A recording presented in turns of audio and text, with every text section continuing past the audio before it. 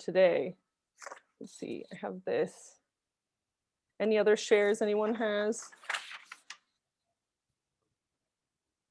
That's really cool. I'm glad Catherine is like such a resource. I'm so glad that you guys got to have her, especially also at Theodore Payne with all the different plants that you can just kind of have as examples.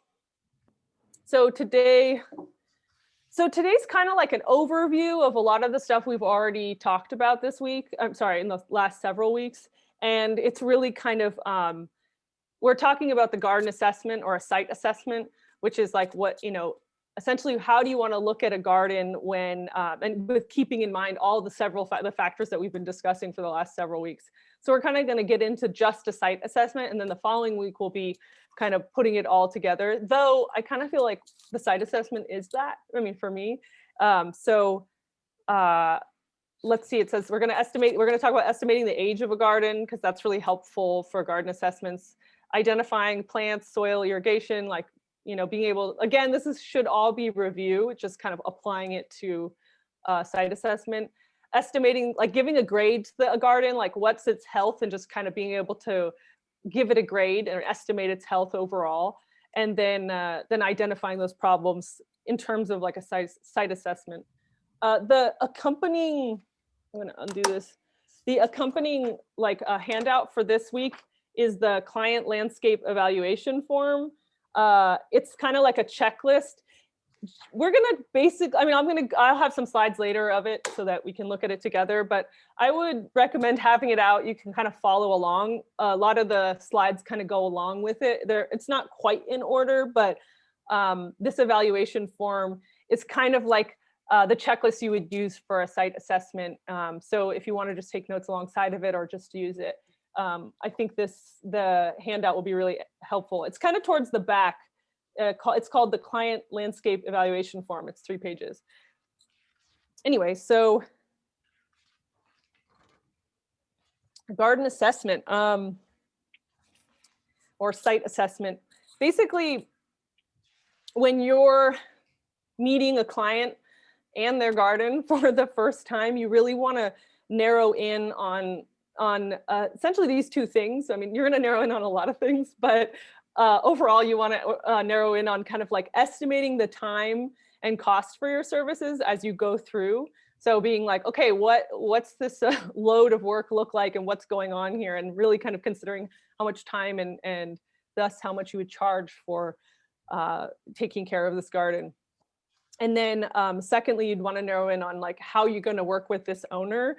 So they're going to give you clues about that, like essentially their budget, their wish lists. Maybe they'll tell you how much they want to be involved. Some homeowners are like, I really want to be doing most of the work, or I like doing certain activities. So that should be the second part, is really kind of assessing how you're going to work with them so that the garden can be successful. Some people they just want you to clean it up and they don't want to have anything to really do with it. So it just depends. And these are kind of 2 main things that you want to be like kind of narrowing in on when you're doing your kind of first visit site assessment. So the thing is, we have a kind of a mixed bag of of folks in here. The curriculum is written for like landscape maintenance workers. So this might not apply to all of you, but I assume many of you guys have professional experience in estimating costs for whatever services you might provide. Some people are architects here. I'm sure you guys have that experience. And the idea with this garden assessment is just, we want to start to hone your skill in regards to native gardens. So again, the curriculum's kind of written for folks that are like, I usually just do the mow and blow thing, and kind of honing your skill in how you would do that with native plants.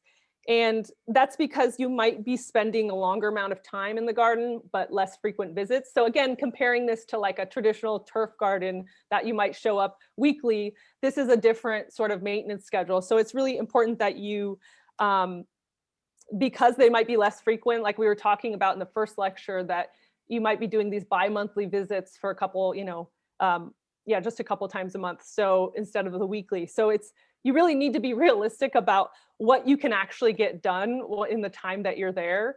And that's part that this like this kind of like about budgeting time, right? So one of the things is having a garden assessment, especially during that transition from this like conventional gardening to, which is the conventional gardening of the kind of just like power hedge trimming, weed clearing, mowing, blow, that sort of thing.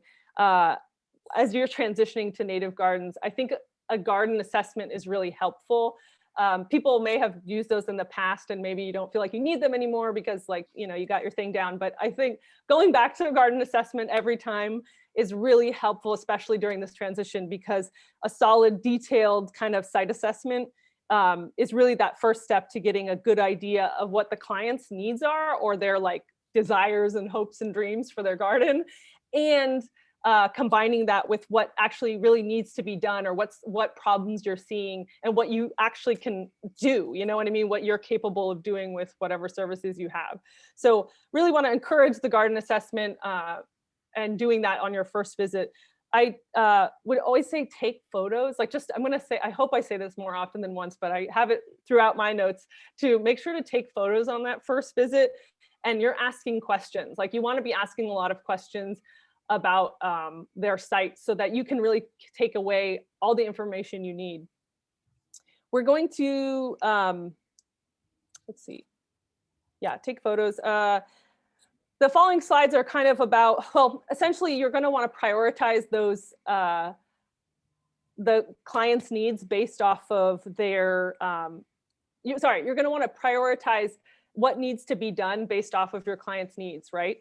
So the following slides are a bunch of, or like several different potential kind of client needs, I guess, or client requirements, or demands sounds like kind of a harsh word, but anyway, the following slides are some of those that they might have.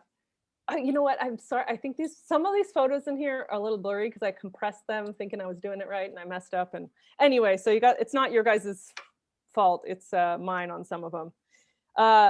So anyway, one of the client needs could be curb appeal, which is like, how does it look from the curbs, from the curb? And obviously it's important that it looks good. It's not just about, if a homeowner is potentially selling their home, it could also be, or, it doesn't have to be for those reasons. It could also be for, it can also just be like having a peaceful respite when you come home from work. It's just having a nice thing to enter into, your garden. I'm sure you guys understand this concept. It can also be a lot of homeowners associations have guidelines and regulations that may conflict with some native gardens. And so you really want to be certain that you're understanding if the client's like, hey, it's really important for it to look pretty clean or manicured because of this homeowners association and they're very strict, or something like that. Also, because so many people have this like misconception that native gardens are weedy, including many homeowners associations. We want to like represent native gardens as best we can, right? So that's one way to do it, is like with the curb, making it look good from the curb, and yeah, making sure it looks good all the time. But again, this could just be some clients' needs. Sustainability could be another one. Many people, if this is really important to them, to the owner, gardens should be lower maintenance, and native gardens, that is, lower maintenance, environmentally friendly, and conserving more water.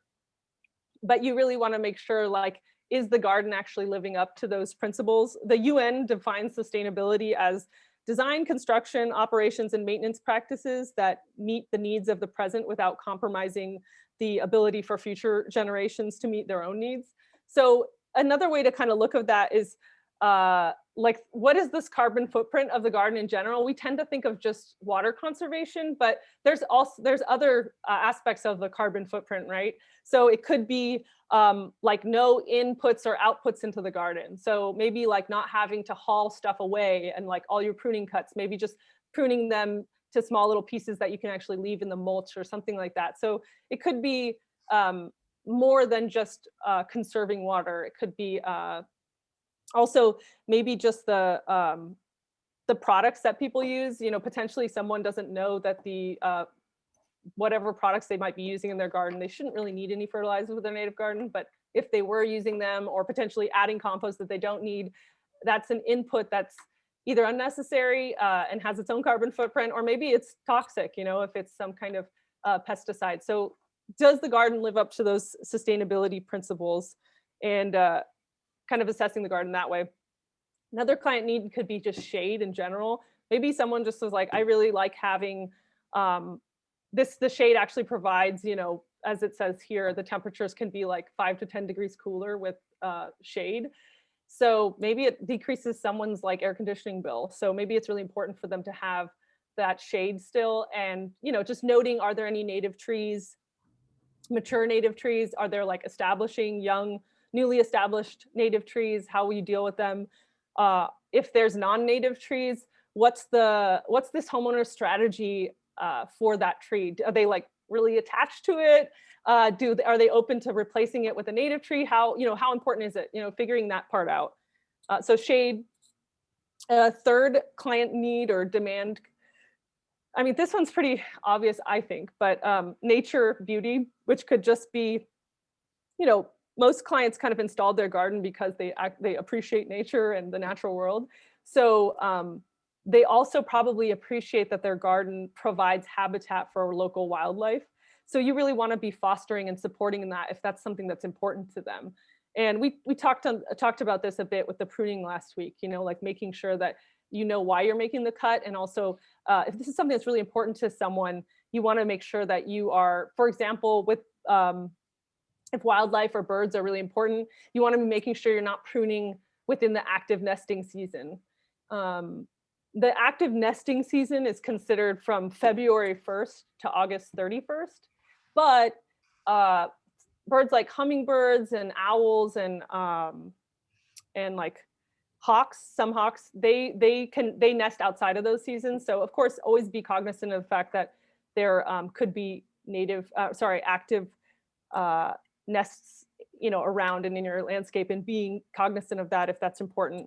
The beauty aspect could be just maybe someone really wants to have like a year-round color in their garden. And so that would be something like you make sure that your garden has seasonal color, like make sure you're having something like a California fuchsia or something that's like a late flowering plant, so that you're not just getting everybody who kind of flowers in early spring and summer and then it looks kind of crispy the rest of the year. If beauty is important, really at making sure that, yeah, you have kind of the year-long thing. So like a late bloomer, like California fuchsia, the Epilobium canem, and then like the early blooming Arctostaphylos that kind of bloom in the late winter almost. So making sure you kind of tie up all the ends if it's important to your client.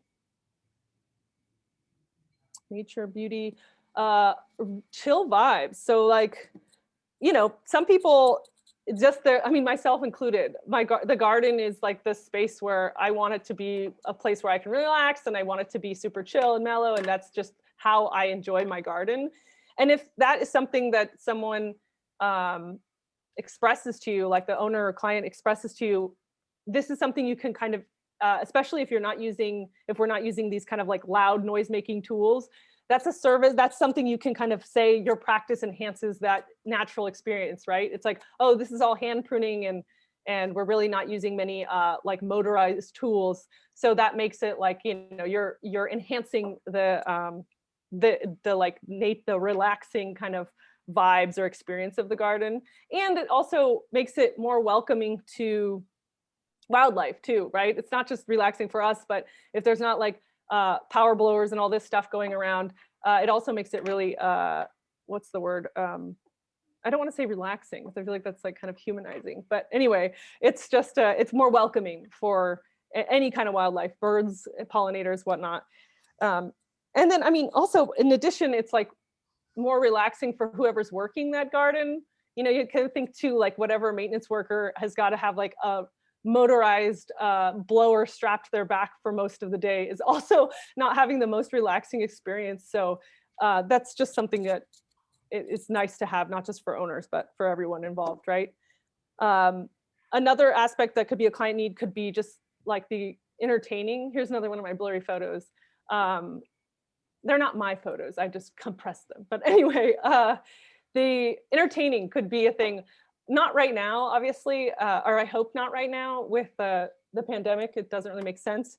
But if someone uses their garden as like an outdoor room and maybe spends a considerable amount of time outside, you want to make sure it's set up for that, right? So making sure there's pathways that are large enough for people to move through and there's not a bunch of brittle plants along the edges, making sure that they can handle kind of traffic and people walking through, or just planning to make sure that there's not flammable bushes by your fire pit or your barbecue, like a creosote or artemisia. These are flammable plants, so it's not the best idea to have them near a hangout space where there's maybe like a fire pit or whatnot, right? Another feature that could be something that a client expresses like is important to them would be water features. Obviously, water features are really popular. Any kind of decorative water feature could be popular with, or are popular with folks. And that could be anything from like this, like something like this, like looks like some like a seasonal kind of drainage area or whatnot, or to like a fountain, like a little bird fountain or something like that, or even like a muddle for birds. Sorry, for butterflies. You know, muddles are kind of like this shallow tray of soil with like some water, and it kind of is just like a muddy little water pit for butterflies so they don't drown in, you know, a deeper water basin.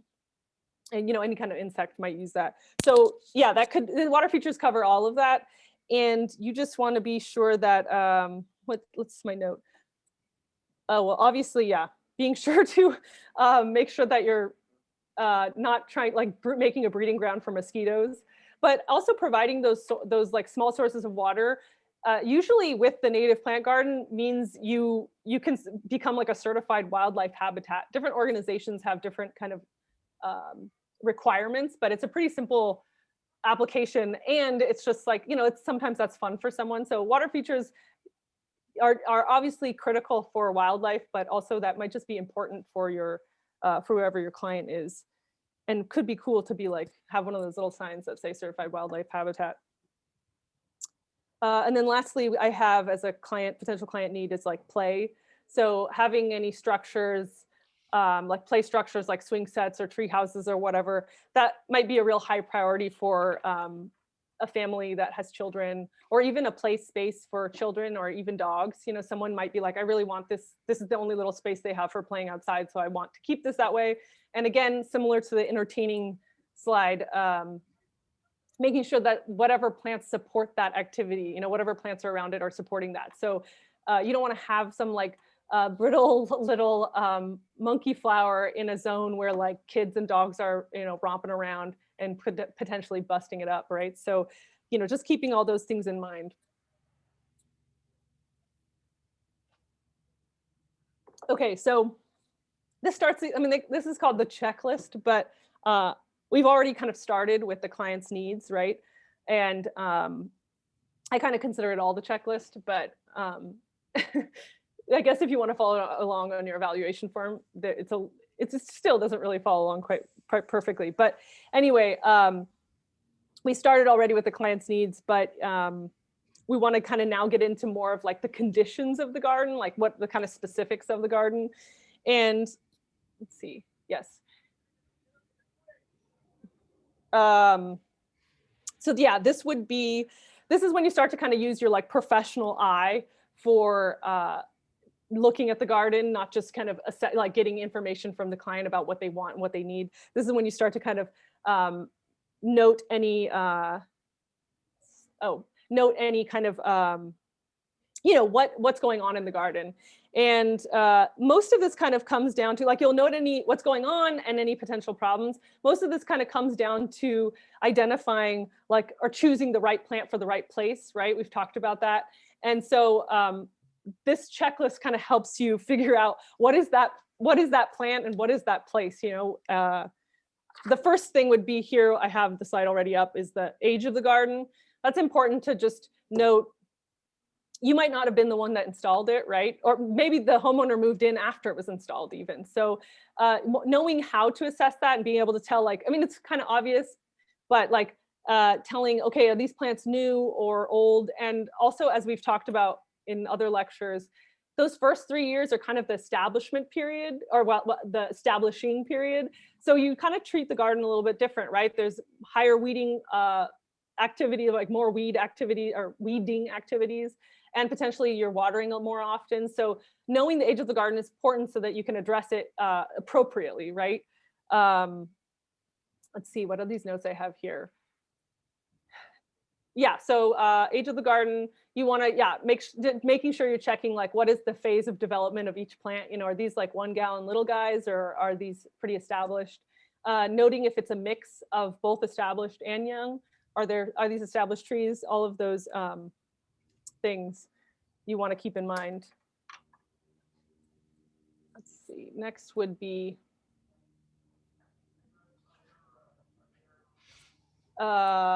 okay, so the next is plants, which, yeah, I believe is on, let's see where I'm at with your, yeah.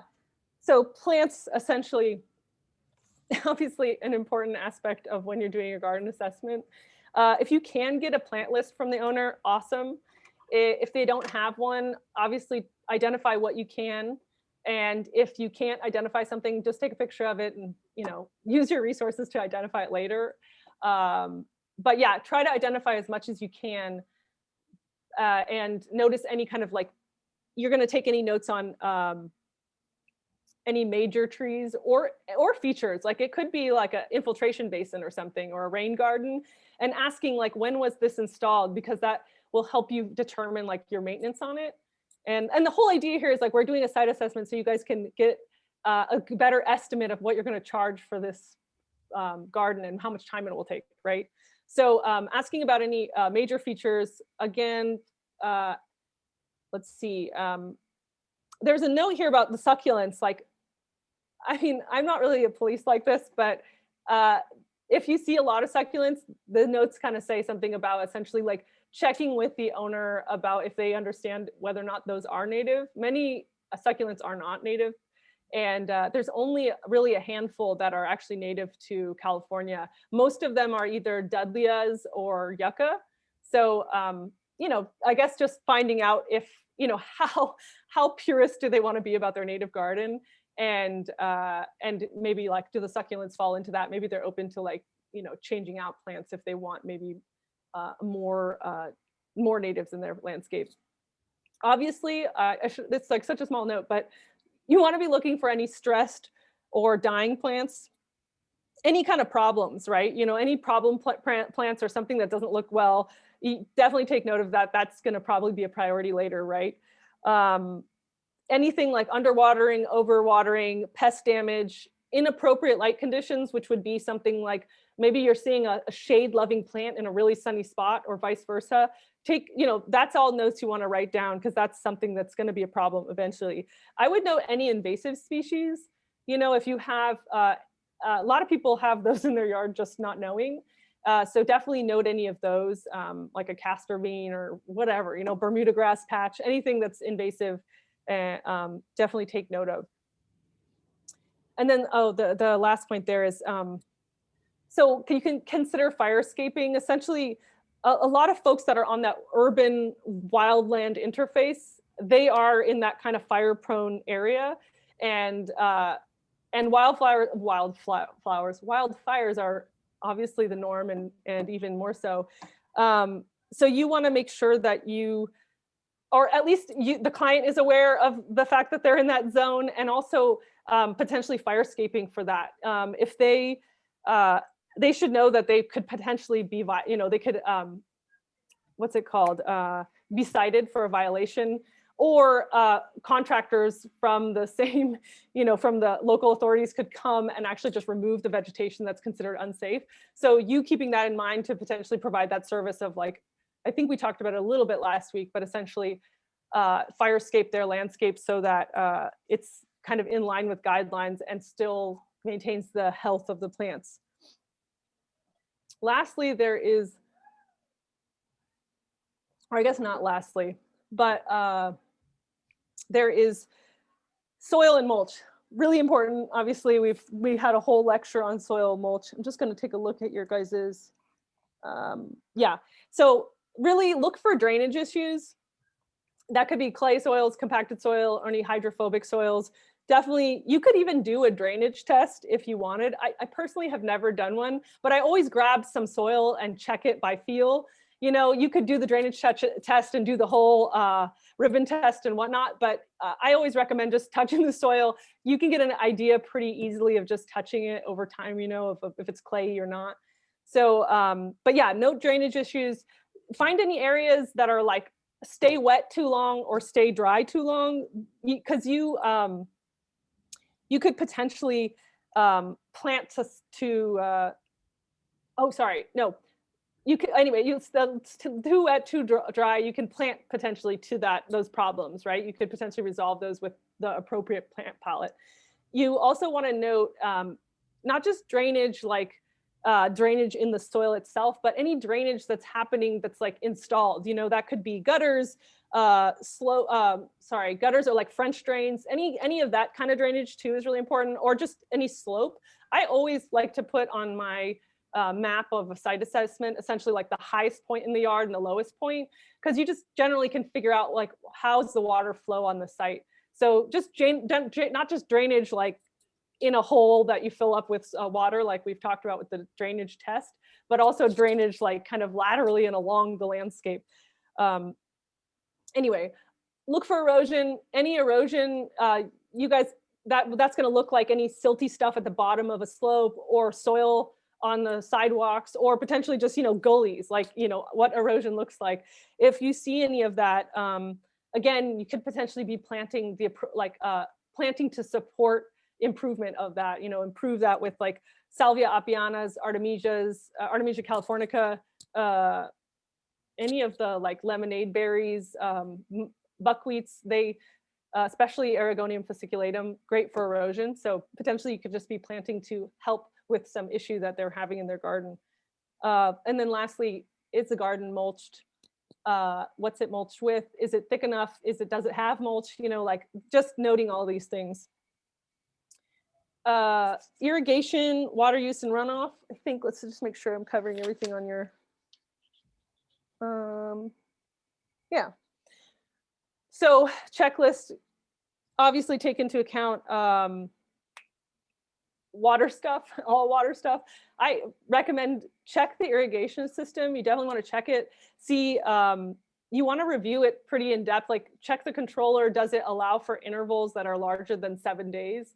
You know, or is this kind of like an old school controller that, you know, just is, you know, every 2 days or something. So checking to make sure. I would check it by hydro zones, you know, so make sure that check each hydro zone of the irrigation system to see if it's working appropriately. Is it got appropriate overlap, or is it spraying onto the sidewalk? Are there dry spots and like broken pipes, you know, or sorry, not broken pipes, but maybe like a clogged sprinkler head. So just checking the whole irrigation system and asking them like, what is their current water use? What is the owner like? What's their insight about their water use? Do they feel like it's a lot? Are they trying to bring it down? Or do they maybe never use their irrigation system? That happens more frequently than I would have thought, which is people are like, oh, I haven't used this in years. I don't even use this system. So make sure to take a look at that. This kind of goes with the soils, but essentially, of course, be looking for any overwatering that's happening. And we've talked about what those symptoms look like. But again, any kind of mildews that you might see, or that just lackluster kind of, like obviously wet soils, mildew, but like that lackluster color on the leaves, you know, if it doesn't look like it's healthy, that's an important thing. Again, well, I kind of said this already with the soil part, but any kind of critical drainage, grading, that sort of thing. Generally, I think you just want to know how the water flows on your on their garden. That's so helpful. And knowing where water pools and where, like, because you could potentially be resolving that. You know, you could help them deal with that issue. Or if there's like a runoff issue where they're having quite a bit of runoff or a lot of runoff on site, like knowing how the water flows along the landscape is really, really helpful. And it's, we want to prevent the soil runoff. You don't actually, like what a lot of what the rebate program is doing is trying to get people to get water to stay and retain on site as opposed to sending it out to our streets to then go out into the ocean, right? We want to kind of recreate that natural cycle, water cycle of keeping the water on site. So you would be checking for any of those issues and then potentially preventing that runoff in the future. And that could look like directing water first away from their home and away from the neighbor's property. And then potentially putting it to a rain garden or infiltration basin or using a swale or a berm. These are all things that were, mentioned in the rebate class, but these are ways that you could be dealing with or addressing, whatever drainage or stormwater runoff issues they might be having. Let's see. Ask about, anything else? Yeah, and then also this is an example, but this infiltration basin or rain garden, depending on your semantics, I suppose. These are, I've seen a couple of these, but these kind of are like seasonal flooding situations. So they get quite a bit of water just seasonally, but they're dry most of the rest of the year. So you want to make sure you're planting them appropriately. And I kind of talked about this in other lectures, but the different levels of the infiltration basin are different kind of microclimates, right? So bunch grasses work really well for the bottom, and the kind of bunch grasses work well for these seasonal flooding events.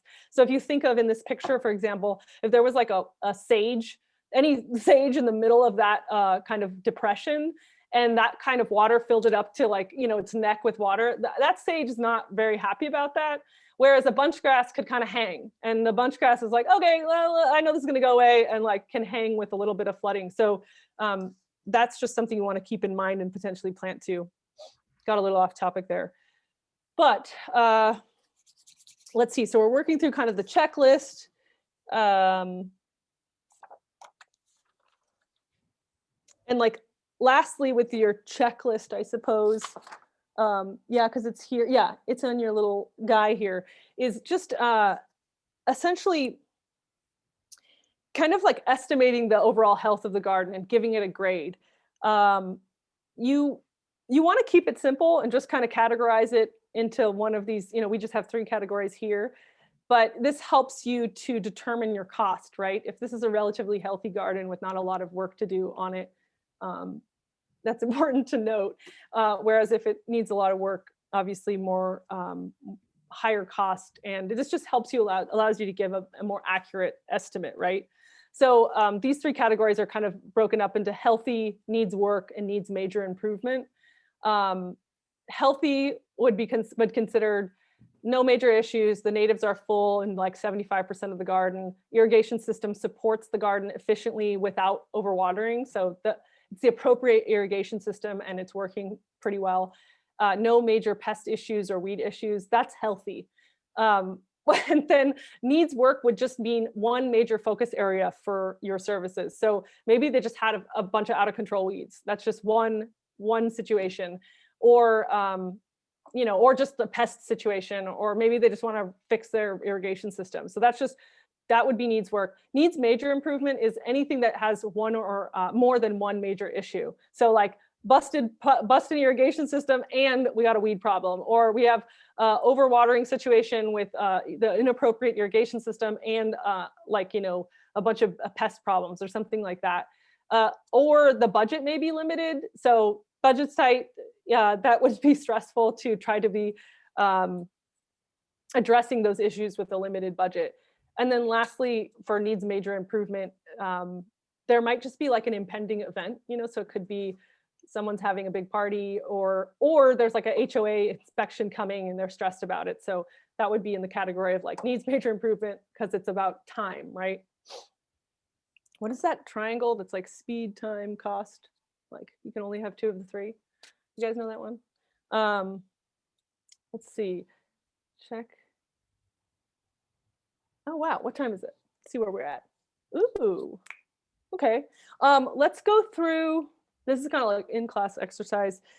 We basically have gone through the, actually on your evaluation form, there is that last section for any eligible rebates. I feel like we've already done a class on that, so you guys know, but of course you would be assessing for anything in the garden that, sorry, in anyone's site where they might be eligible. I'm gonna go through a few photos of, next after this, we'll go into like the checklist and how to apply it and make an action plan. But first we wanna just, using this checklist kind of idea, is assess some of these yards that I'm going to show you in pictures, and maybe even give them a grade. And this would be a time where you guys can put yourself on, or unmute yourselves to like share. But essentially, like, there's going to be a series of photos and just kind of noting how you would assess this. You know, if you approached this garden and you were hired to kind of assess it, like your site assessment, what would you be noting, and taking into consideration all the things we've kind of gone through. Let's see. Oh yeah, also some of these have, several of these are kind of side by side. This is the same garden, but unfortunately it's not the same angle of the photo, but you can see, I think you guys can see my cursor. Can you guys see it? I hope so. The cursor on the screen. Okay. So this rock here is this rock over here, just to orient everyone if it's difficult. And then this Abutilon palmerii is this Abutilon. I think this is a St. Anne's lace, you know, the Erigonium gigantum, and that's this same one here. So this big Ceanothus here is somewhere in front here. So again, this is newly installed. These look like yarrows to me, but they're somewhere over here where we can't see. But this gives, just before I go into, I think this is a good example of, like, you know, you would approach these potentially really differently. And so that you can start to hone your eye of, like, what does a garden look like in 2 years from planting? And obviously they can grow quite big. Does anyone want to, any kind of notes about, like, what would you say, or how would you approach these differently, or anything you guys want to share about looking at these in terms of site assessment? Maybe like, what grade would you guys give these?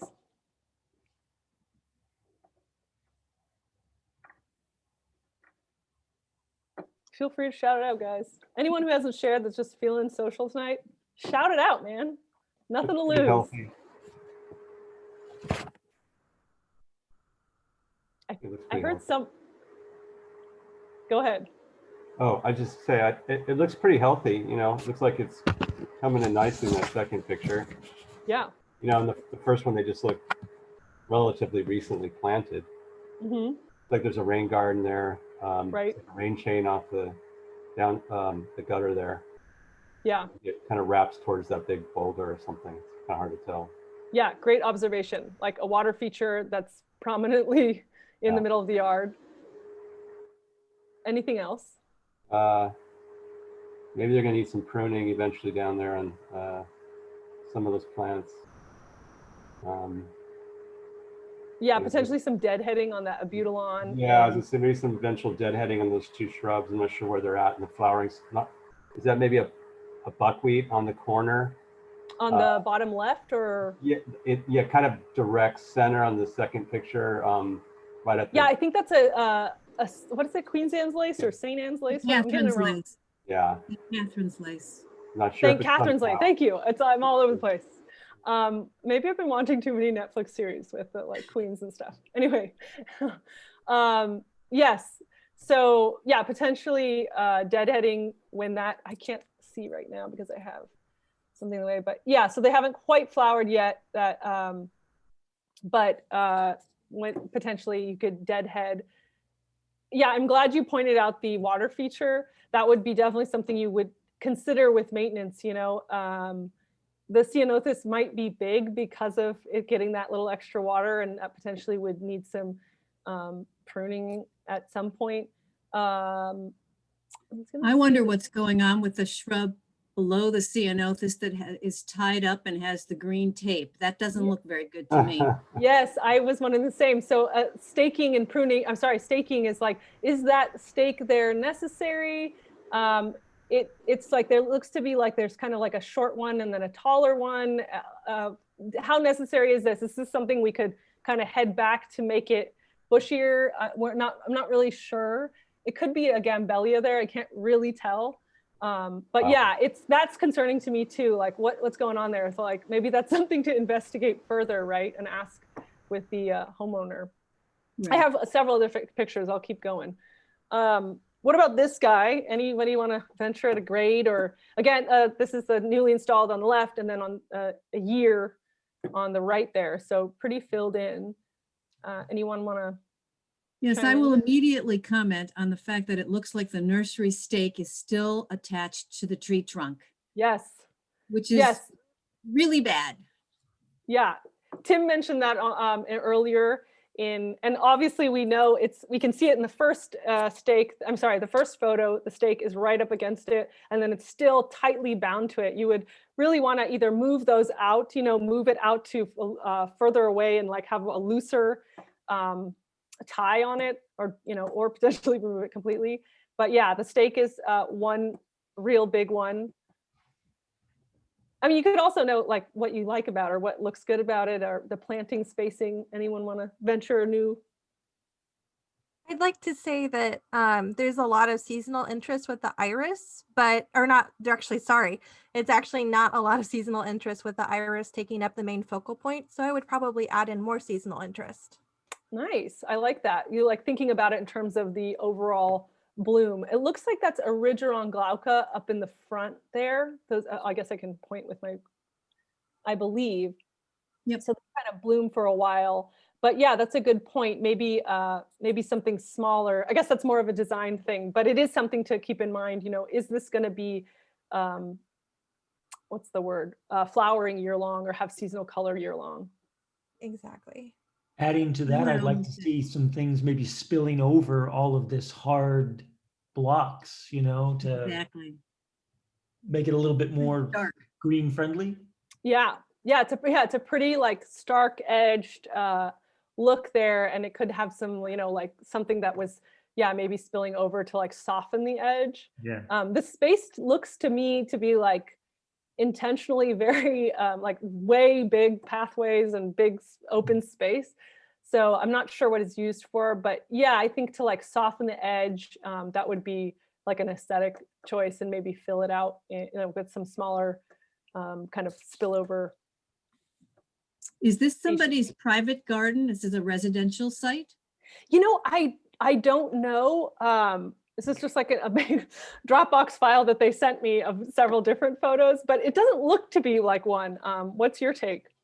Well, I can't tell. It looks like a house straight in the back, Right. but there's an awful Maybe lot it's of a pocket park or something like that. hardscape.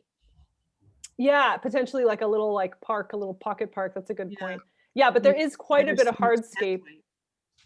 pathway. But there's no 'cause- seating. It feels like a parking lot or a driveway almost. Like, Yeah. Oh, see on the right, this almost feels like a ramp to me. So it could be a public space like this where there's looks like gravel next to the brown DG. And then this looks to be like a cement platform that has like, graded into the ground. So potentially, and then this could, potentially could be a ramp and more of a public space or a space for, that's wheelchair access friendly or something like that. Unfortunately, I don't know the details, but I'll keep moving through. Library garden. Yeah, potentially. There's a lot of people, actually a lot of clients like that stark not sterile, but like that hardscape look, because they want everything really neat and tidy. Yeah. So I'm always like torn between like asking, well, or suggesting that like you could soften things up if you let things spill over, but I found that a lot of people like that. Yeah.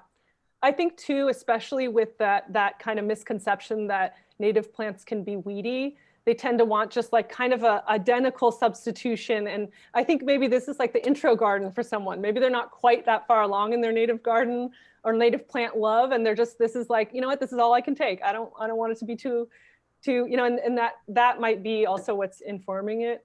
But yeah, it looks to be like a intentional choice to have it very stark with all the choices, not everything from a lot of open space, the brick, those, what are those guys called? Those little U-shaped bricks. Anyway, that all of that seems to be a very intentional choice. And I totally agree. I definitely see that folks that are like hesitant to have that more, I guess, like, I don't want to say wild aesthetic, but kind of Natural. is Natural. natural. Yeah. What about this guy? This is just a little kind of triangular corner piece. I mean, I guess also I think what's helpful here is just the kind of difference in how amount of growth you can see in 4 months. If folks aren't familiar, like it looks pretty, mostly like a mulch garden on the left. And then within 4 months, it looks like they probably planted it in fall, and then with rain and appropriate watering, you can see about that amount of growth. Any notes here? Personally, I don't have very many, but maybe It looks like they've got a runoff issue here with the decomposed granite, and it's probably on a slope, and whatever's watering up at the top left of the newly installed photo, it looks like it's washing things down. Yeah, that's a good point. Yeah, I thought also, so they have that barrier for the DG and the mulch, which is understandable because most people like that clean look.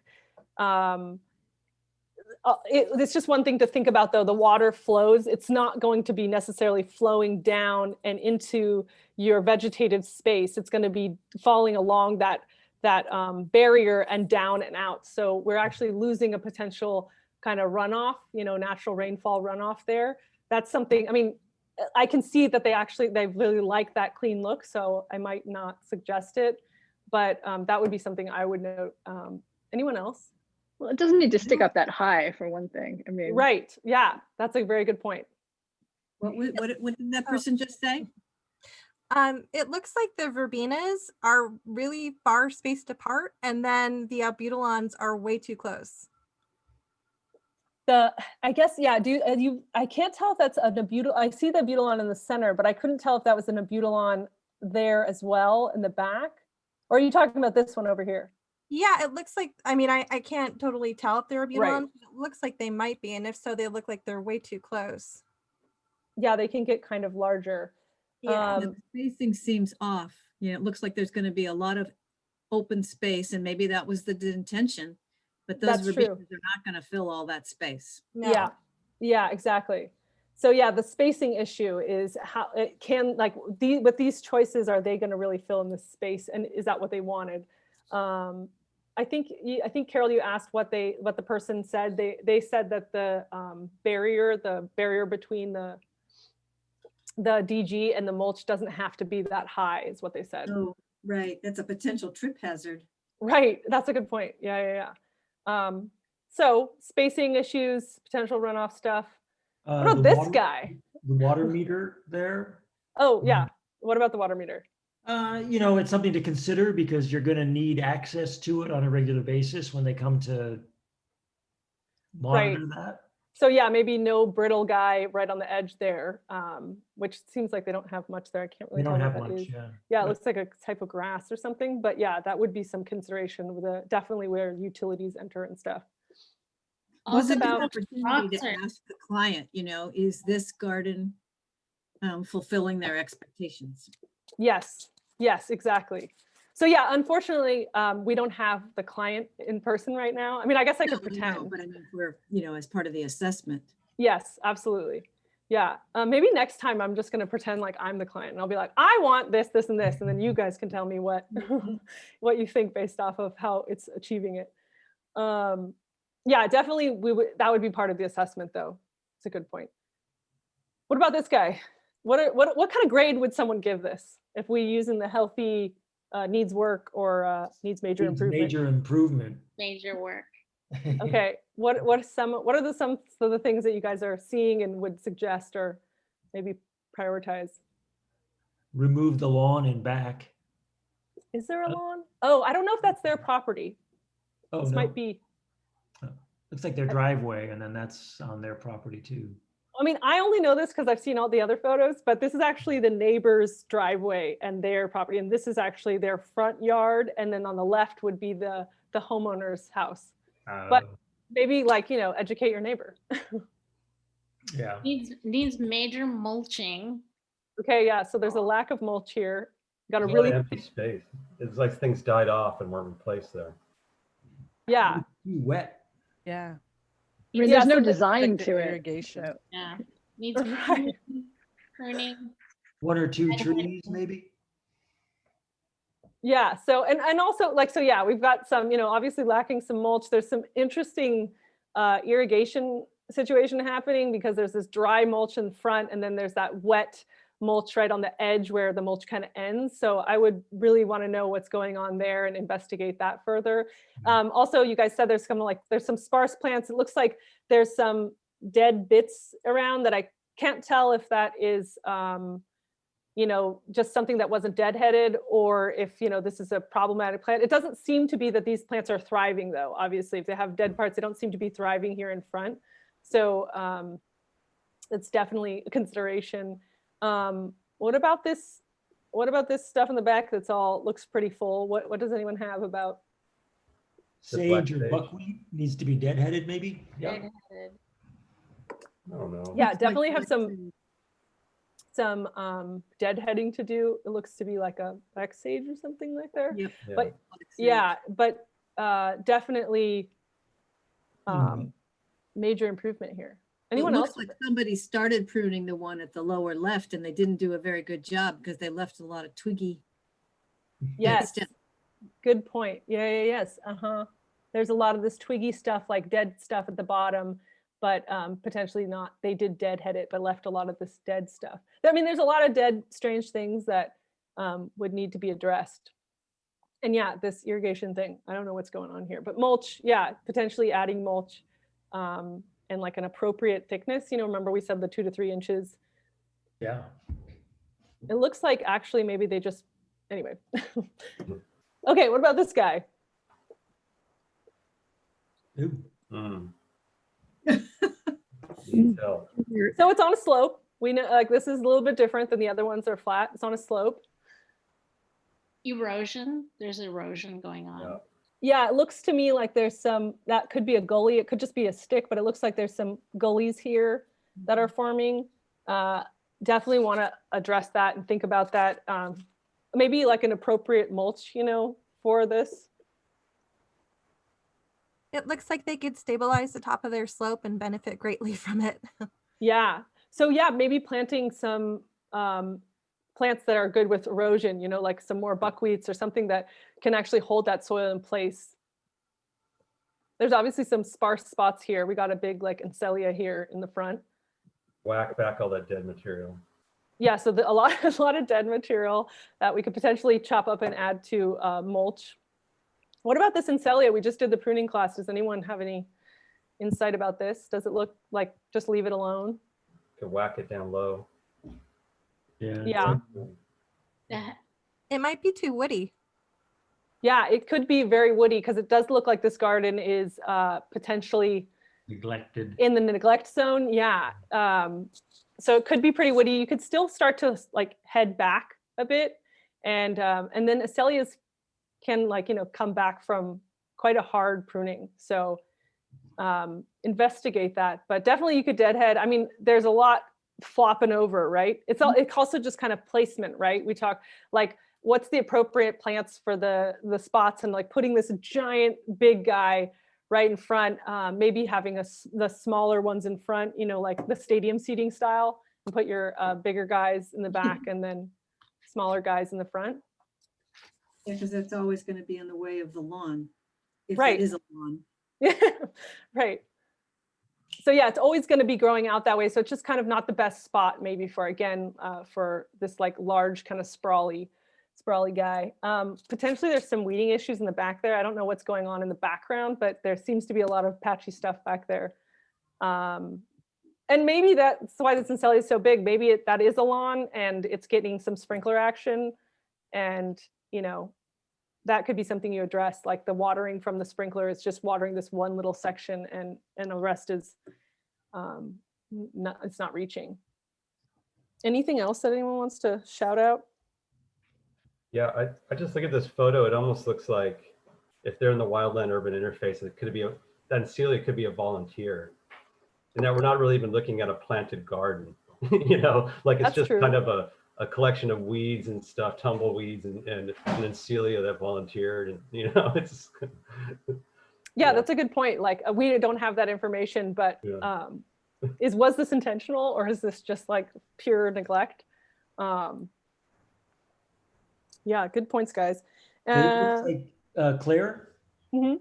it looks like the fence in the background there at the back looks like it may need some sort of support to keep it up, or maybe it needs to be rebuilt. I don't know. Mm. It also has kind of like the water stains on it or something. So That's maybe the sprinkler is blasting it where it's all whitewashed there. That could be an indication if you got up closer and like investigated and saw either a dry or wet spot, you would be like, oh yeah, this is just spraying at the wall, at the fence only or something like that.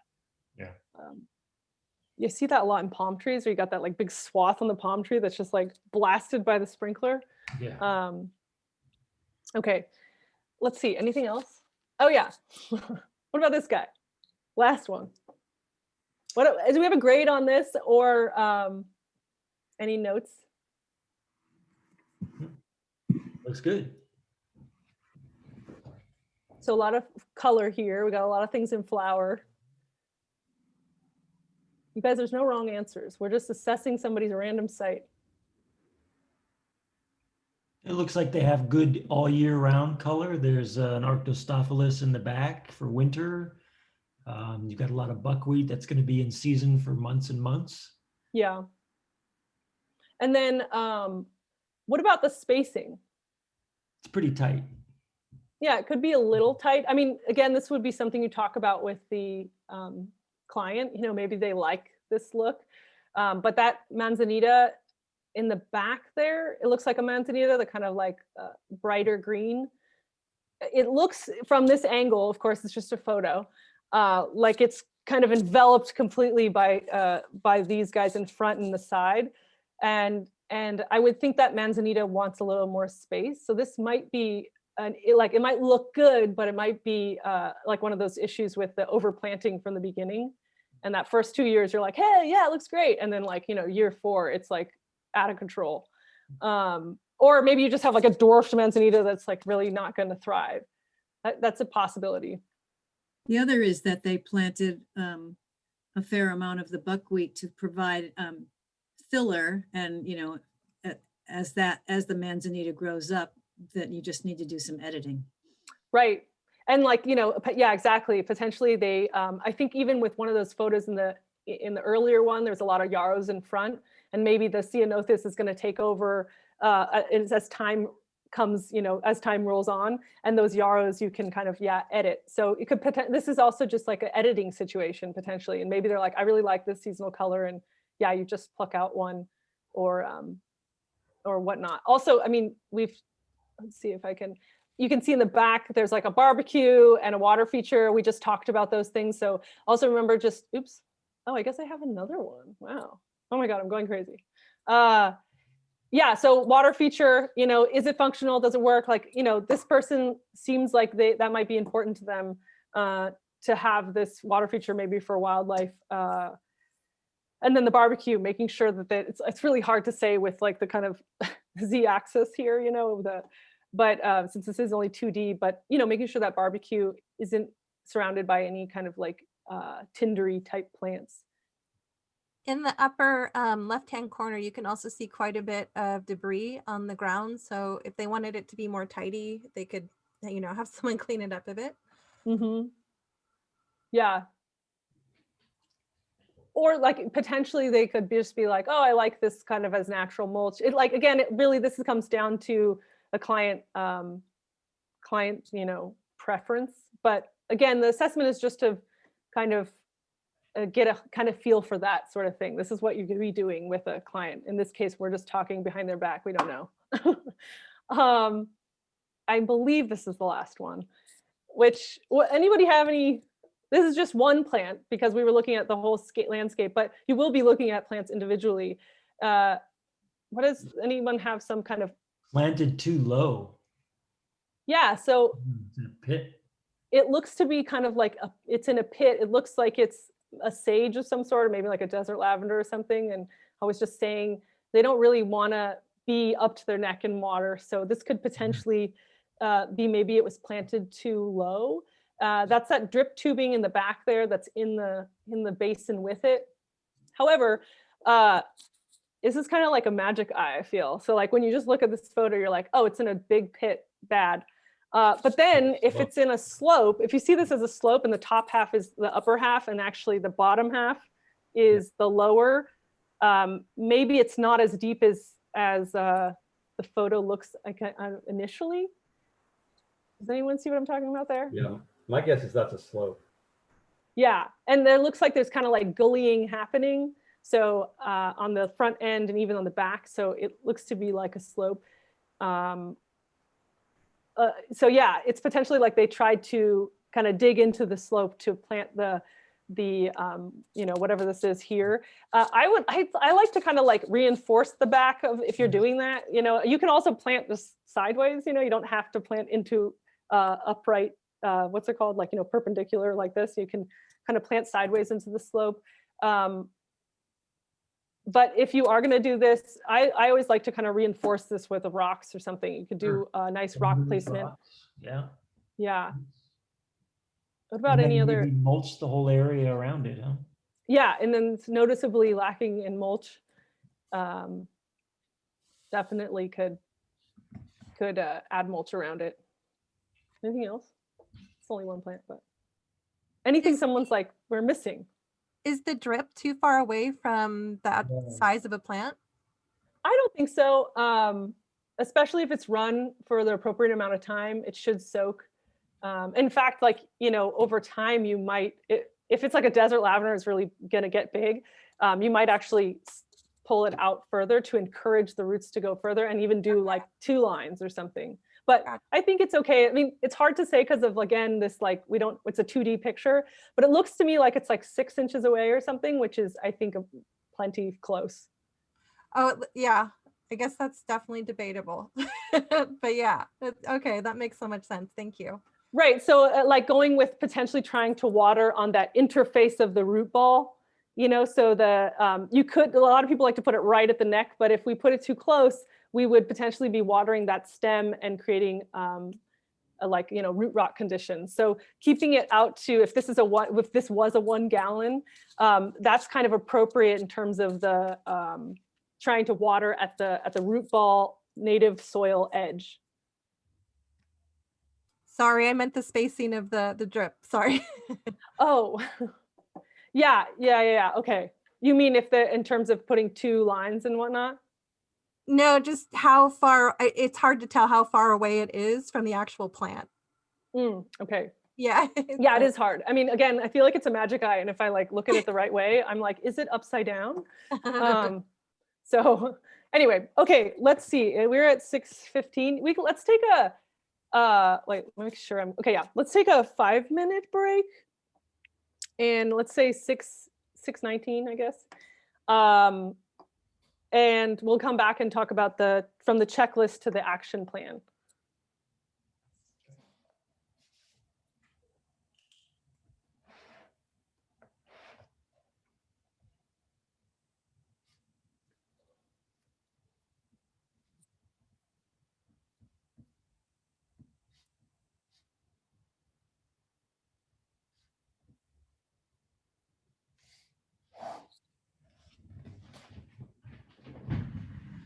I'm just reading up on the chat.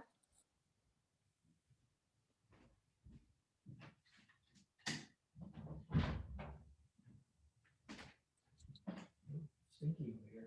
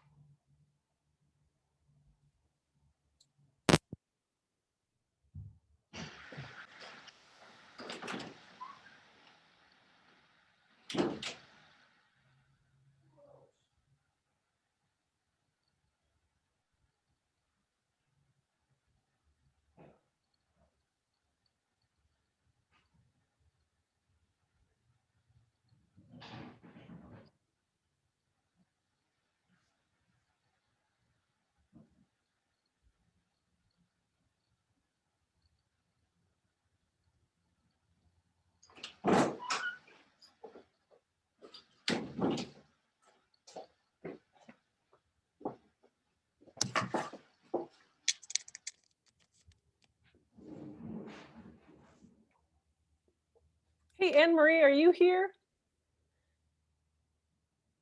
I guess I can ask when we come back from break.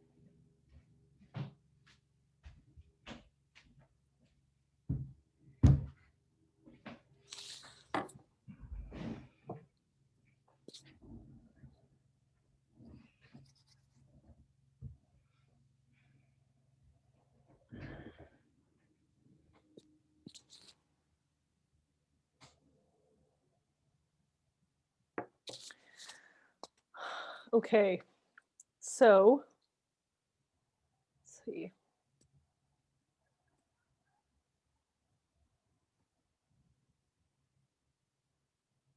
Gotta move my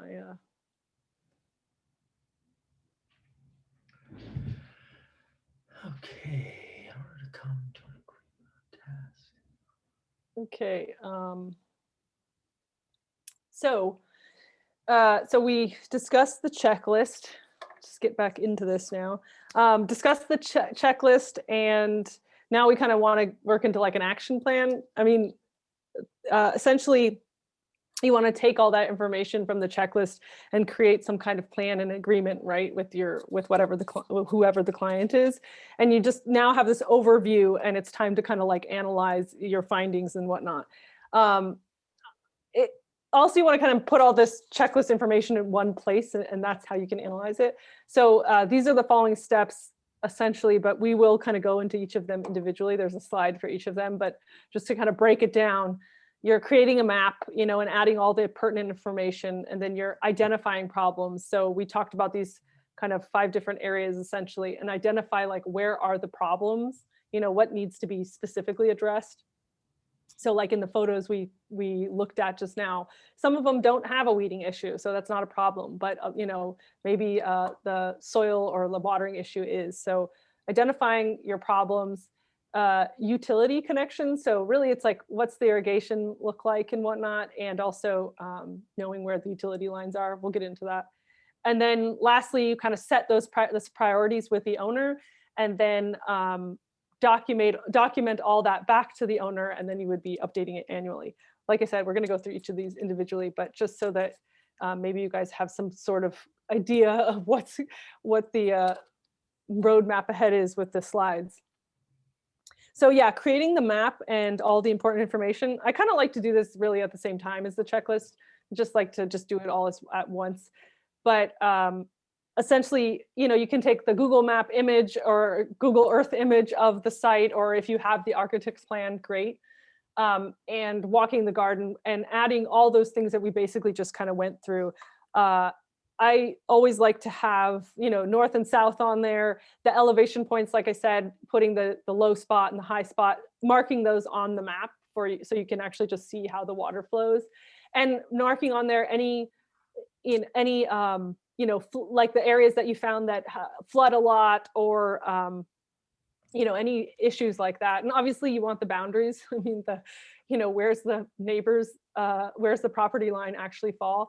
Mark all that down. And I also like to put the water sources. So, you know, putting where the spigot is, or where the irrigation box is, or even as someone mentioned earlier, like noting where the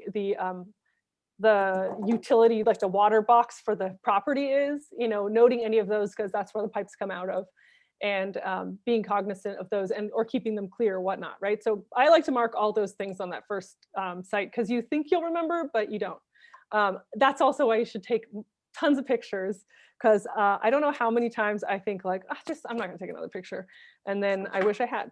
So yeah, put everything that's makes sense on to your map, and then you can start to analyze it as one big monster, essentially. And like I said, then you go into identifying your problems.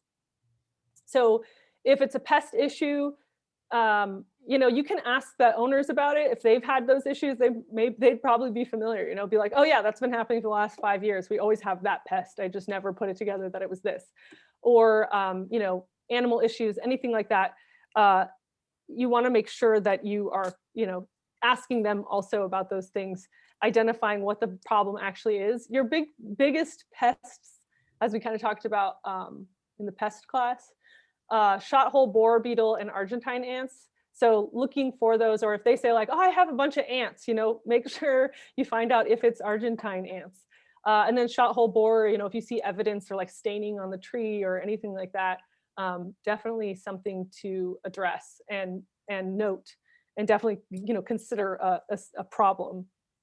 And also, so yeah, moving through problems, it could be a pest issue. If it could also be weeds, you know, and with weeds, it's like, is this an annual weed seed problem, or are these like relics of their old turf, you know, and how are you going to address them? This could be cultural, or finding, you know, essentially finding the least toxic solution. We talked about that in the other lectures, but essentially, you know, don't go straight for the, you know, the herbicide, and also finding out, you know, what your client would tolerate, you know, or what they encourage. Like maybe they really don't want you using anything. They'd much rather you take the time to cut everything back to the base as opposed to spraying something. And what things are like kind of their non-negotiables. Like, I don't want that in my, some people are like, I don't want any glyphosate in my, you know, being used in my garden. Fair enough. Just making sure that you're paying attention to that with weeds. If it's something, if the problem is something like pruning, you really want to, since, you know, ideally you won't be using power tools, or they'll at least be being kept to a minimum. You really want to make sure you're realistically looking at what is the pruning load and determining how you're going to fit that into whatever your sessions are. So if you're doing the twice a month sessions that we've talked about, really determining, can I do this amount of pruning in that time? And finding out like what, some homeowners are like, I like doing deadheading, I just don't want to cut into the, you know, to the manzanita, something like that. So finding out what is the pruning load actually like, and also based off of your plant palette, you might actually, you know, it might seem like a lot of plants, and then you're just like, actually, I have to prune these ones in summer and these ones in late fall and winter, and I could probably just, this I can cover in the sessions that I have, then that that we've arranged for or something. And then maybe, or another garden, it might just be like, you know what, we'll just need every year another pruning session because there's so many plants that are either you know, too close together, or whatever situation might exist where you would be like, we need to have an extra pruning session outside of whatever your kind of regular maintenance schedule is. So yeah, thinking about the pruning. Let's see.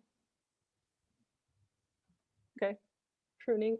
Maybe if the problem is related to soils and mulch, there's so many different ones. Just list your kind of key concerns.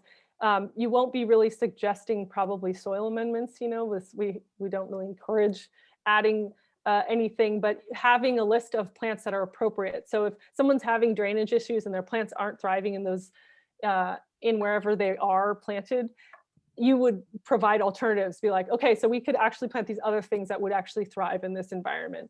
Or potentially we talked also about the, you know, you would propose a project for rerouting the water or something like that. Depends obviously on each situation. Or maybe it's just like fixing the irrigation system, you know, maybe that is just the simplest fixed. You could, let's see, oh yeah, you can also just suggest, you know, applying mulch if that would fix it. One of those photos we said, you know, just adding mulch would be really helpful. Talk to them about any leaf litter that's happening. If a lot of people, you know, just have a hired maintenance guy who just, you know, cleans it up and throws it in their green bin. So potentially that could be something that they could be leaving in place or using in another part of their yard. So, you know, finding out if that is a resource that they have or not, and if they're using it.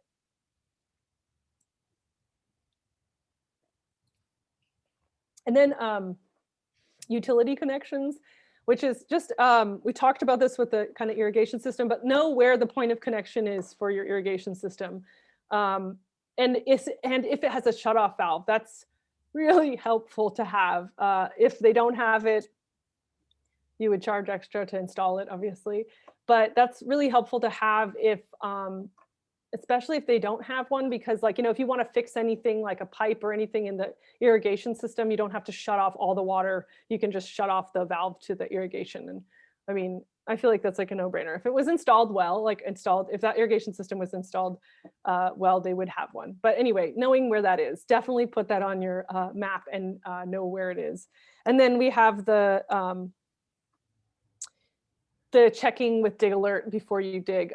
I'm hoping everyone's familiar with Dig Alert, but essentially it's like a free service. You call, you can also go online and do it. And anytime you're going to dig up, and there is no minimum or maximum depth actually.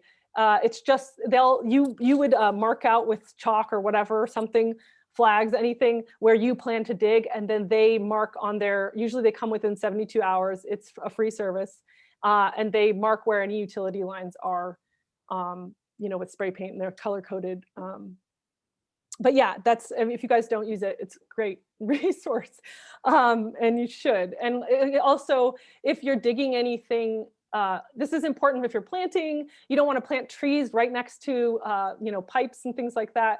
And just also be using hand tools. When, like, I think what their recommendation is like within 24 inches of any pipe, you should be hand tools only. I mean, it depends on your project, right? Most people are using hand tools in a small home garden, but you know, if there was machinery, you definitely would want to be cognizant of that. And Dig Alert is great for that. Let's see. And then, okay, then it's just setting these priorities with the owner or the client.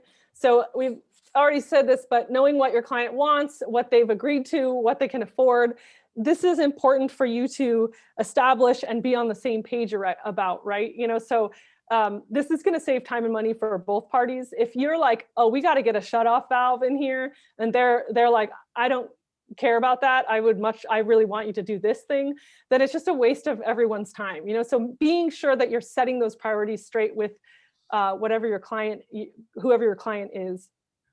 Make sure that you set those, and this is something you want to do in writing. You basically you don't want to do anything that they're not that they don't agree is a priority. And that is kind of going to this point of documenting this back to the owner. So you have your checklist, you make kind of a plan, you guys discuss like, okay, this is the priority. It's clear with both parties that this is the priority that needs to be fixed, or this is an issue we want to address with maintaining this garden. And you send this Google map or this landscape plan and your checklist or whatever you've kind of formalized and cleaned up version of your checklist. And that's like essentially with your priorities, and that's your plan for the owner. I really recommend adding photos to this too, because it's always a nice kind of before you start working with someone to have this established. And also, I mean, obviously just have everything in writing. So it's not like you can take them to court with it, but essentially it's just so that you have a reference point. So you know what everybody's on the same page about and what everyone's agreed to as being the work that you should be doing in this garden.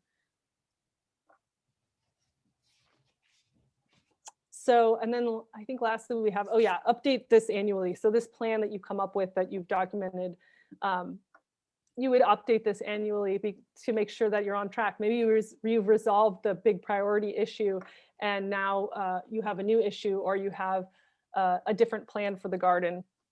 So updating that annually and including that into one of your visits. If you have a monthly setup thing, usually like sometime in late summer, or early autumn, you can take advantage of the fact that, you can have, meet up with your client and talk about potentially replanting things. And that's a good time to do it. And also just, basically communicate with your client about how you see the garden going, just like what's your overall gist, how's it going, what's going on with it, and take advantage of that meeting to suggest any plantings that you could do before the rainy season. So updating that annually. We're like wrapping up, I think, shortly. Well, actually we have an in-class exercise, so not so short. But yeah, so that's your kind of plan and agreement. Next lecture, we'll talk, I think, more specifically about kind of putting it all together. But to be fair, I feel like this is mostly it. But these are the issues that top professionals say are their top issues for California native gardens. And it's overplanting, pruning because of overplanting, ants, gophers, weeds, and then availability of plants in local nurseries. So these are probably the things that you'll be dealing with the most, just being cognizant of the fact that these are the top issues. So you'll most likely run into these. And planning for that, like overplanting, like, wow. I mean, I know a lot of you guys are landscape architects, so it's like making sure that we're not doing that and creating a problem that we don't need for whoever's maintaining it. Oh yeah, so we always talk about these kind of fee-based services, these kind of extras at the end of the class. And this one is the stormwater runoff best management practices. So depending on the site and in terms of whatever their stormwater situations, you could potentially create some plan. A plan for installing a berm or a swale or a dry creek bed or a rain garden, or even gray water systems, water catchments, the rain barrels, whatnot. This could just be a proposed plan that you create. Obviously, this is a little more in depth, but this is an extra, this isn't in your standard maintenance of a garden, but it could be something you address. That's why you want it on your site assessment, because it's like, hey, that might be a future project that they would be interested in. And then, the second one is on-site seed collection. So yeah, this, for clients that I guess want to be really sustainable, like a high level goal would be to collect on-site seeds. So a lot of people do the kind of throw out the wildflowers every year, and you could potentially be collecting your seed on site or collecting their seed on site for them. It's hard to say how you would charge for this because I feel like the machine would be like, you know what, it's cheaper to just buy the packet at Theodore Payne and then throw it out as opposed to collecting it and charging for it. I think it definitely depends on the client, and somebody might be like, I really want to have my own, seeds from my garden, and I want to be collecting those.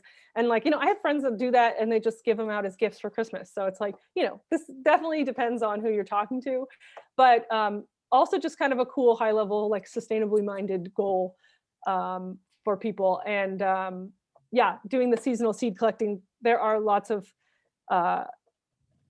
classes for this, but this would be kind of an alternative to having to buy for resowing any wildflowers, the annual wildflowers that you potentially buy.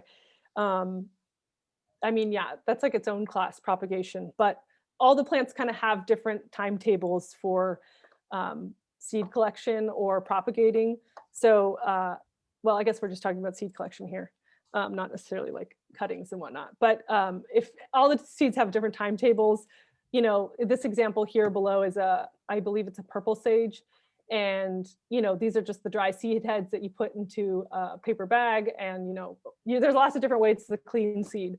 You could simply just wait for them to kind of fall out, bang them around, use a rolling pin to break them up, and then kind of do the threshing back and forth.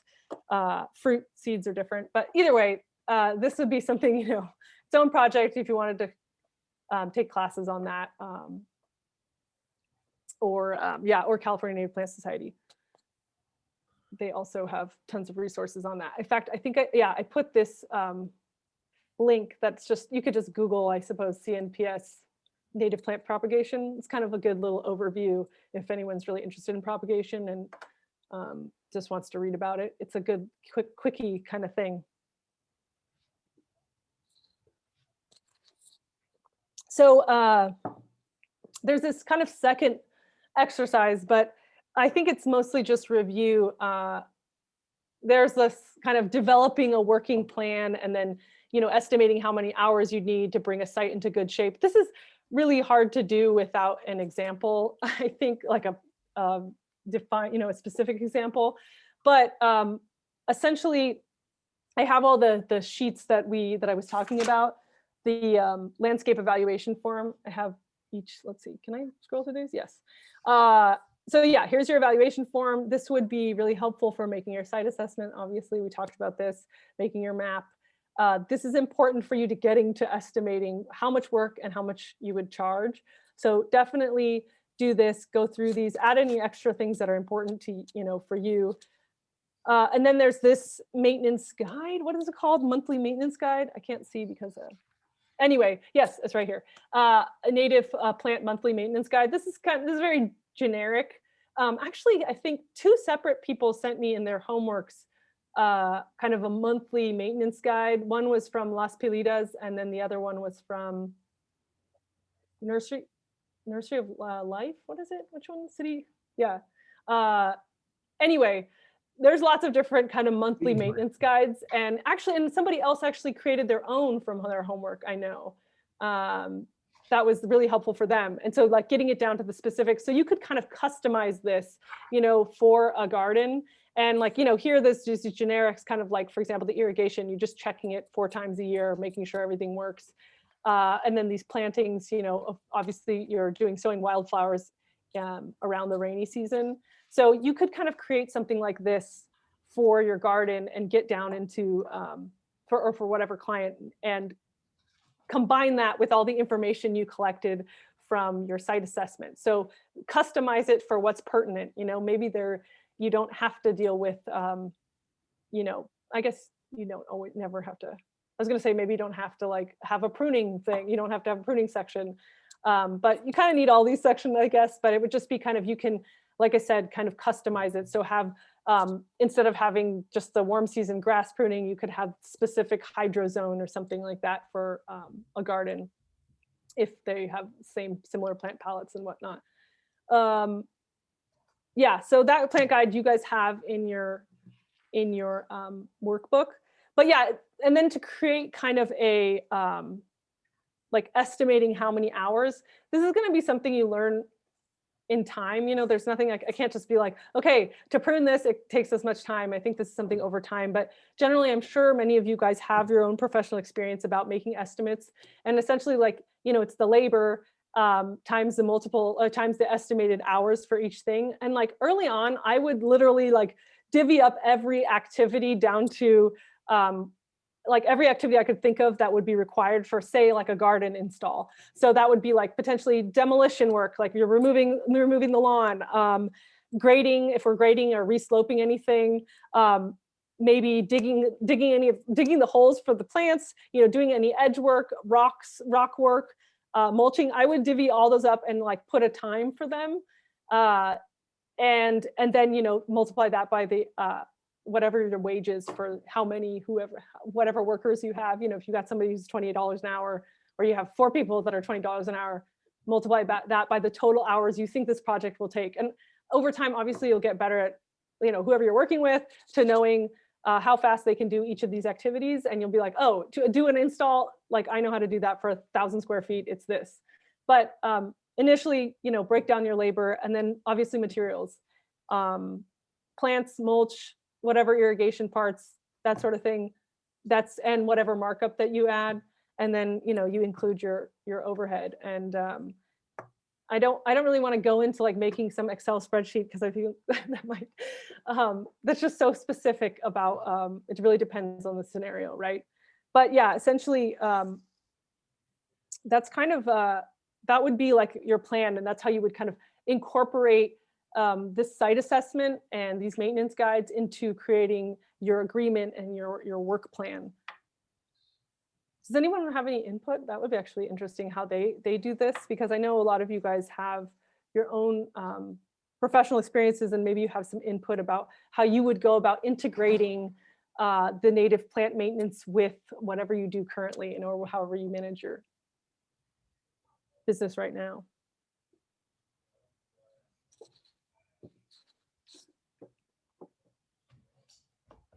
P.S. I'm done, so we're also in the Q&A section. I'm sorry for the abrupt, I guess I can look at the chat. I'm so sorry, you guys. I never look at it.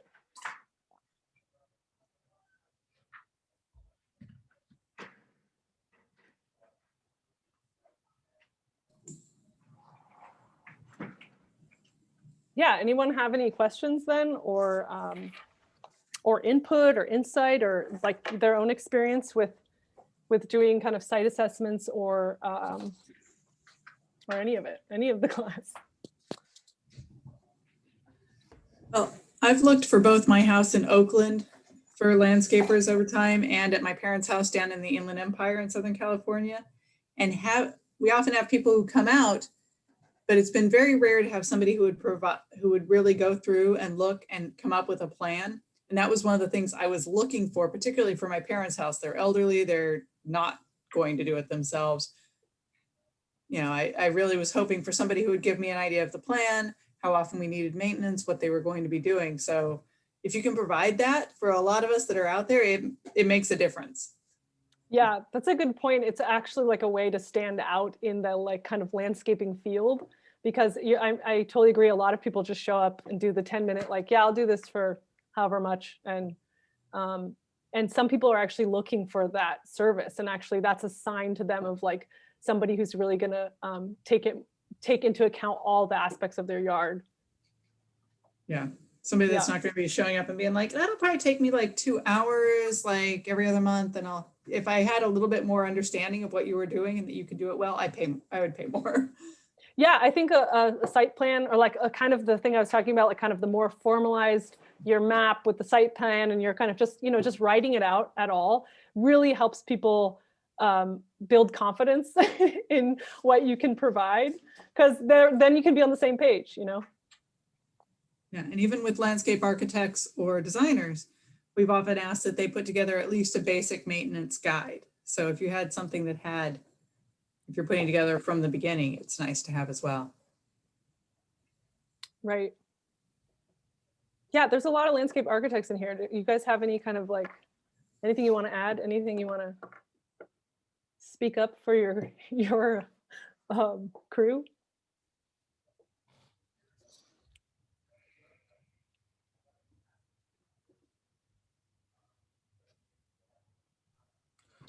I guess I had a rookie mistake of not checking the soil, and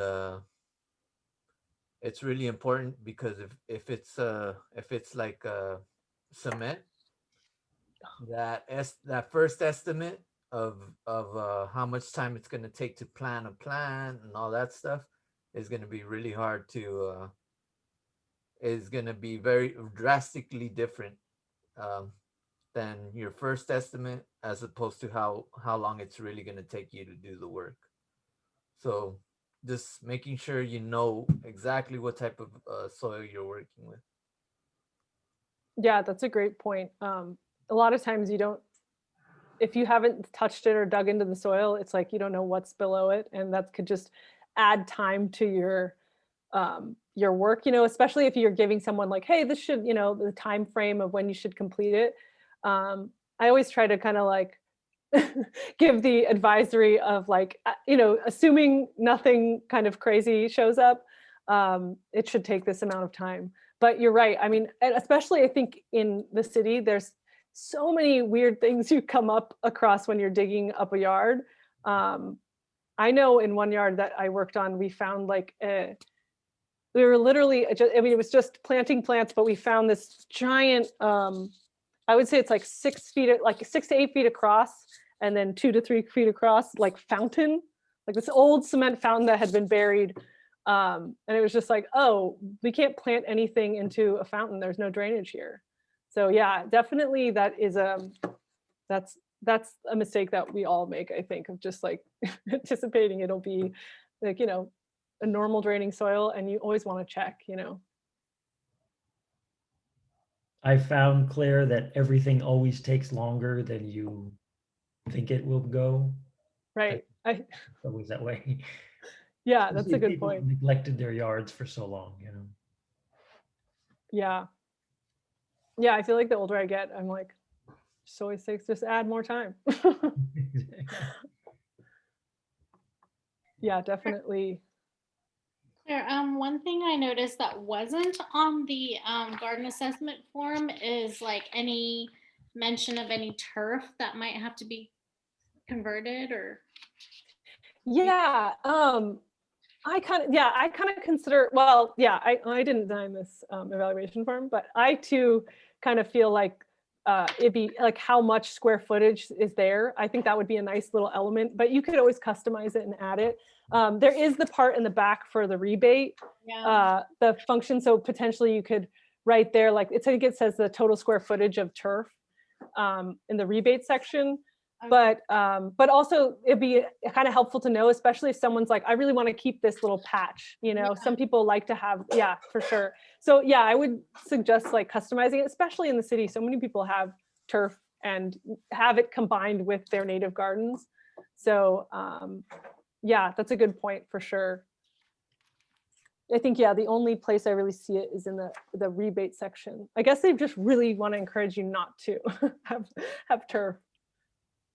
Well, they're also not including any edible, like an edible garden. Right. Yeah, that's a great point. So many people want both of those. Turf can be really challenging once you get into Imwilo. You've got to be really cautious how much you're putting in and how you're irrigating it. So if you're installing, you want to be really cautious of that. And if you're pulling it out, there's probably a rebate from someone. Yeah. Yeah, good point, actually. Yeah, I think that site assessment too is like kind of coming from the assumption that you are kind of approaching a garden for maintenance as opposed to an install. But I mean, I think it's always helpful to have both. I mean, sorry, to have a site assessment for either activity, but I think the evaluation form is kind of coming from that perspective. So yeah, it's like limited in its time or its application to all situations. Because yeah, like a vegetable garden, many people want a vegetable garden and want a native garden, or yeah, or the lawn. So I think that would fall more into like installation or yeah, I mean, honestly, I feel like I would just take this evaluation form and just customize it and make it even better. It's really helpful though. I like the numbering system for priority on the right. Like I like that you can like circle the priority for each element. Yeah, and kind of note if exactly. That's a good point, because I think too, it's like sometimes when you're like looking at a garden, especially one with a lot of stuff going on, you might forget to like prioritize, and having it written later when you look at it, you're like, okay, that wasn't really a priority, and these are the top 2 things I should suggest, especially if budget is an issue. You know, you can't be like, we got to fix everything and this is going to cost like more than $20,000. It's like someone's like, I just want to pay you this much. Like, what can you help me with? And so learning to prioritize and have that on the thing, I agree, is really helpful. I have to say, I don't always do that and then later. So I'm going to just rob this little evaluation for myself.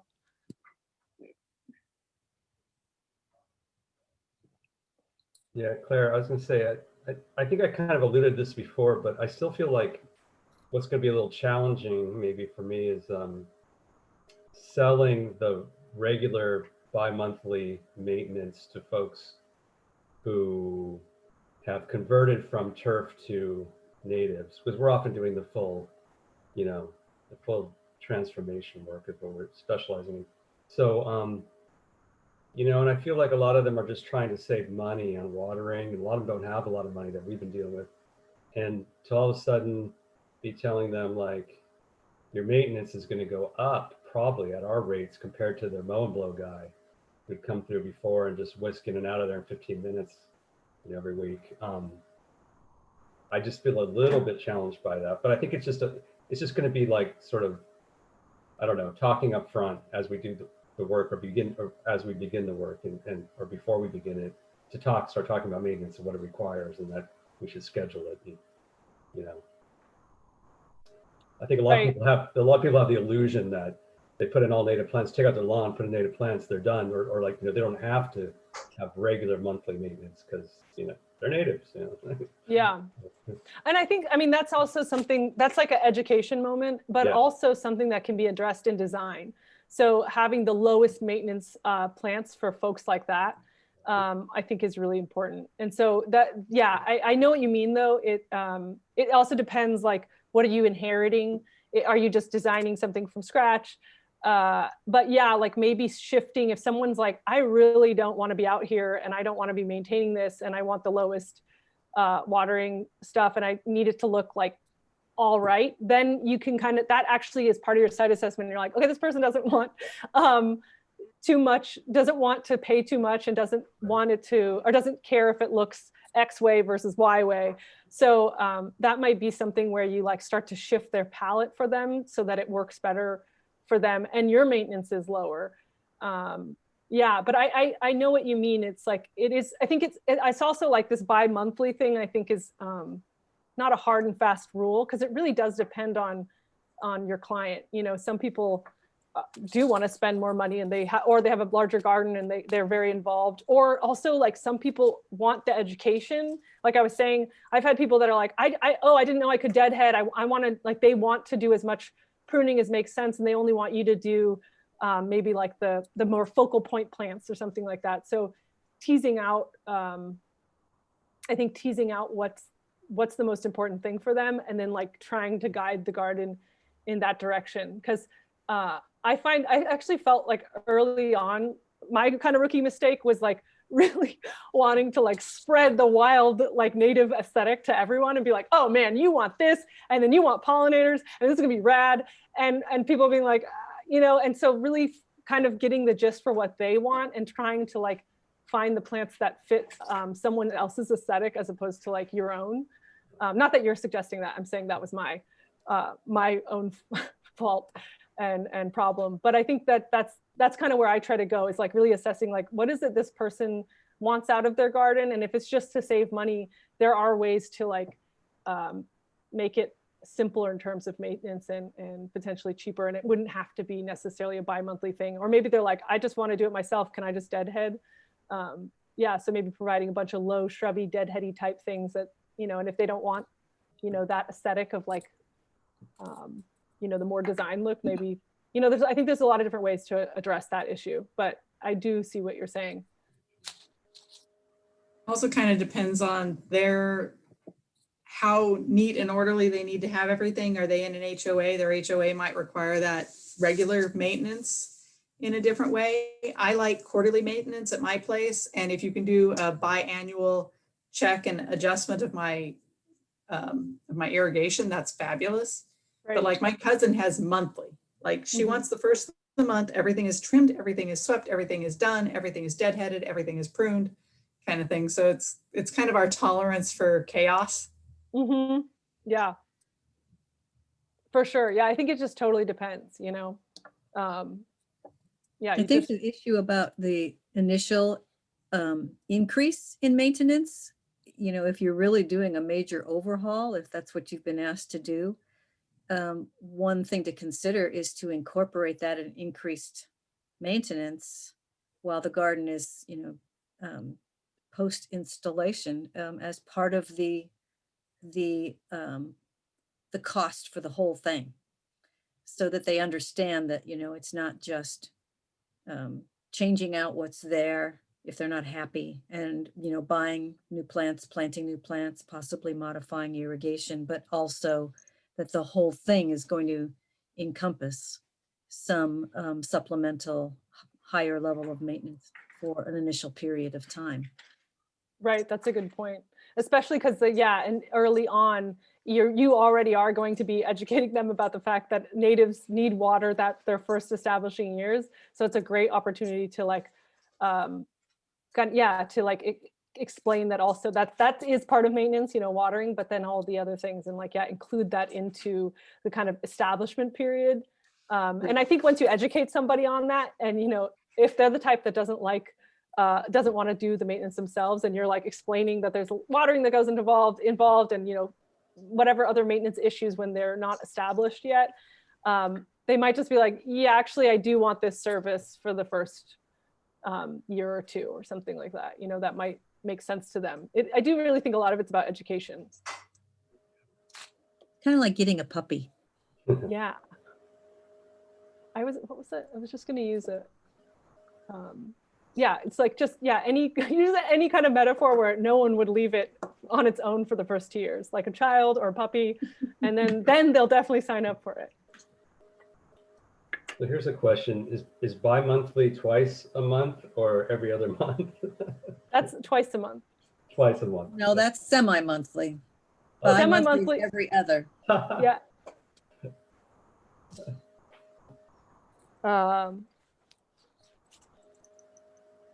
I guess, I wouldn't stick too hard to the schedule or the monthly schedule, because it really depends on your client. You know, some people just want pruning, you know, and they do all the rest. Or whenever their irrigation, you know, like Anne Marie said, you know, just check my irrigation twice a year. And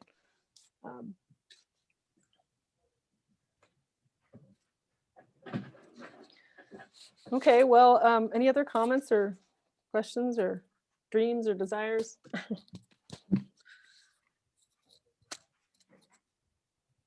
If that's the case, we have our last class next week, putting it all together. I think it'll be kind of a lot like this one, but it should be kind of like today, should be a lot of review of some of the things that we've been talking about this whole session. But I guess if that's it, I will see you guys next week, same time Do we for have last any- class. Yeah, thank you guys. Oh, guys, I'm sorry. Well, you'll see it. I think there's homework. Totally forgot. It's basically just top 3 problems you see in your landscape. That's actually it's all it says on the thing. So you could just do that and call it a day. But again, I always am like, if you want to go further, what are some potential solutions, and maybe how would you budget for them in your work? Time wise too, you know, like how would you incorporate that into your the time? So if you have some issue, what is the solution, and how do you like incorporate that into like pruning or something like that? How would you incorporate that into the work you already do if you have a situation like that? Forgot about the homework. Almost signed off without that.